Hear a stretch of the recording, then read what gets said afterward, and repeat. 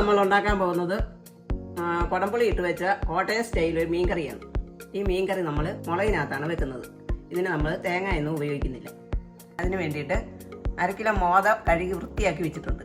അതിന് വേണ്ടിയിട്ട് 3 table spoon Kashmiri മുളകും സാദാ മുളകും കൂട്ടി യോജിപ്പിച്ച് പൊടിച്ചത് എടുത്ത് വെച്ചിട്ടുണ്ട്. 1 ടേബിൾ സ്പൂൺ മല്ലിപ്പൊടി, 1/2 ടീസ്പൂൺ മഞ്ഞൾപ്പൊടി, 1/4 ടീസ്പൂൺ ഉലുവാപ്പൊടി, ഒരു ചെറിയ കഷ്ണം ഇഞ്ചി കൊത്തിയരിഞ്ഞത്, കുറച്ച് കറിവേപ്പില, കുറച്ച് ഒരു 5 വെളുത്തുള്ളി അരിഞ്ഞത്, 2 പച്ചമുളക് അരിഞ്ഞത്, 3 ചുള പുളി ചൂടുവെള്ളത്തിലിട്ട് വെച്ചിട്ടുണ്ട്. പിന്നെ ആവശ്യത്തിന് വേണ്ടുന്ന ഉപ്പും. നമുക്ക് കടുക് പൊട്ടിക്കാൻ വേണ്ടിയിട്ട് 1/2 ടീസ്പൂൺ കടുകും 1/4 ടീസ്പൂൺ ഉലുവയും എടുത്ത് വെച്ചിട്ടുണ്ട്. നമ്മൾ മീൻകറി വെക്കാൻ വേണ്ടിയിട്ട് ഒരു ചട്ടി എടുത്ത് അടുപ്പ് വെച്ചിട്ടുണ്ട്. ചട്ടിയൊക്കെ ചൂടായിട്ടുണ്ട്. അതിലേക്ക് നമുക്ക് വെളിച്ചെണ്ണ വെച്ച് കൊടുക്കാം. ഇവിടെ എണ്ണ ചൂടായിട്ടുണ്ട്. അതിലേക്ക് നമുക്ക് ഉലുവ ഇട്ട് കൊടുക്കാം. കടുക് ഇട്ടു. നമ്മുടെ കടുക് ഉലുവയും പൊട്ടിയിട്ടുണ്ട്. അതിലേക്ക് നമുക്ക് ഇഞ്ചിയും വെളുത്തുള്ളിയും ചേർത്ത് കൊടുക്കാം.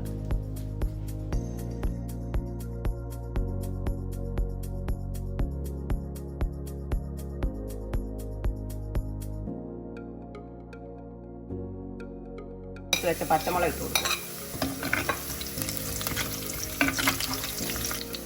വെളുത്തുള്ളി ഇഞ്ചിയെല്ലാം നല്ലപോലെ ചുമന്ന് വന്നിട്ടുണ്ട്.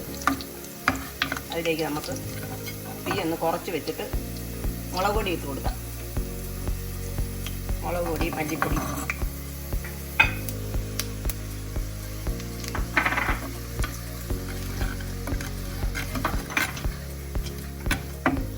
മഞ്ഞൾപ്പൊടി,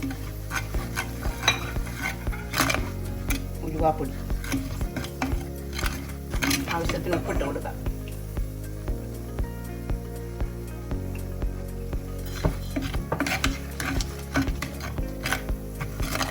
നമ്മുടെ മുളക് ഒന്ന് നന്നായിട്ട് വാടിയിട്ടുണ്ട്. ഇതിലേക്ക് പുളിവെള്ളം ഒഴിച്ച് കൊടുക്കാം.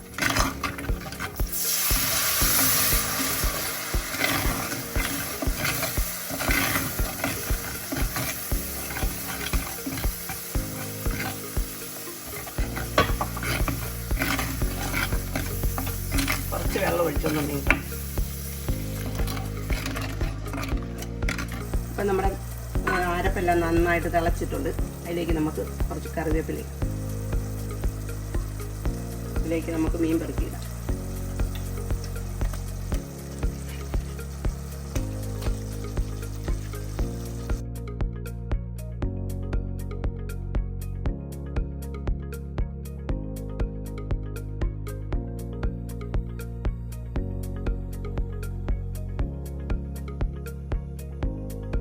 മീനൊന്ന് നികന്ന് കിടക്കാൻ വേണ്ടി മാത്രം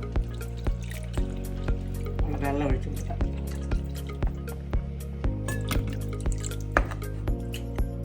തീ കൂട്ടി വെച്ചിട്ട് നമുക്കിതൊന്ന് അടച്ചു വെക്കാം. നോക്കാം. അടച്ചു വെച്ച് ഒരു 15 മിനിറ്റ് നമുക്ക് വേവിക്കാം. ഇടയ്ക്ക് നമ്മൾ മീൻകറി ഒന്ന് തുറന്ന് നോക്കണം.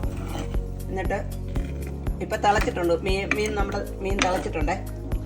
അന്നേരം നമുക്ക് ഉപ്പും പുളിയും ഒന്ന് നോക്കിയിട്ട് ഉപ്പും പുളിയും കുറവാണെന്നുണ്ടെങ്കിൽ ഇട്ട് കൊടുക്കാം. ചില ആൾക്കാർ മീൻകറിക്ക് ഉള്ളി ചേർക്കാറുണ്ട്. ഞാൻ ഉള്ളി ചേർക്കുകയില്ല. ഉള്ളി ചേർത്താലും മീൻകറി പെട്ടെന്ന് വെളിച്ചു പോകും. മീൻകറി ഇനി ഒരുപാട് ഇളക്കണ്ട. നമുക്കത് ഈ ചട്ടിയെ ഇങ്ങനെ ഒന്ന് പിടിച്ചൊന്ന് ചുറ്റിച്ചു കൊടുത്താൽ മതി. അന്നേരം എല്ലായിടത്തും അരപ്പ് ആയിക്കോളും. അപ്പം നമ്മുടെ മീൻകറിയൊക്കെ നന്നായിട്ട് വറ്റി അരപ്പൊക്കെ നല്ലപോലെ കുറുകി വന്നിട്ടുണ്ട്. ഇനി നമുക്കിത് തീ ഓഫാക്കിയിട്ട് മാറ്റി വെക്കാം. നമ്മുടെ മീൻകറി റെഡി ആയിട്ടുണ്ട്. ഇത് വെച്ച് നോക്കിയിട്ട് എല്ലാവർക്കും ഇഷ്ടപ്പെട്ടെങ്കിൽ ഒന്ന് സപ്പോർട്ട് ചെയ്യാം.